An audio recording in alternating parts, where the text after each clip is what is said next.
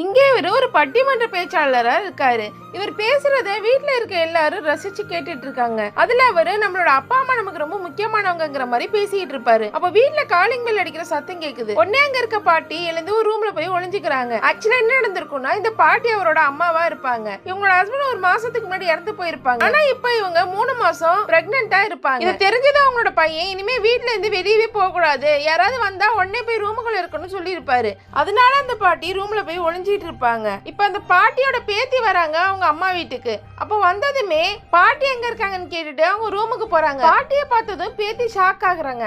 ஆக்சுவலா இப்ப பாட்டி 8 மாசம் பிரெக்னெண்டா இருக்காங்க, பேத்தியும் 8 மாசம் பிரெக்னெண்டா இருப்பாங்க.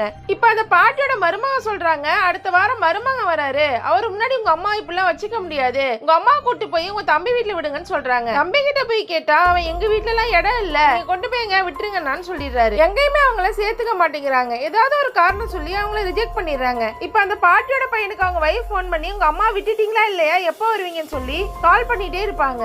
இப்ப அவர் வேற வழி இல்லாம ஒரு இடத்துல போய் வண்டியை நிறுத்திட்டு, அம்மா உனக்கு பாத்ரூம் வந்தா போயிட்டு வா, நான் இங்கே இருக்கேன்னு சொல்லுவாரு. உடனே அவங்க கேட்பாங்க, நான் போவேன், திரும்பி வரப்ப நீ இருப்பியான்னு கேட்பாங்க. அந்த பையன் கதறி கதறி அழுறாரு.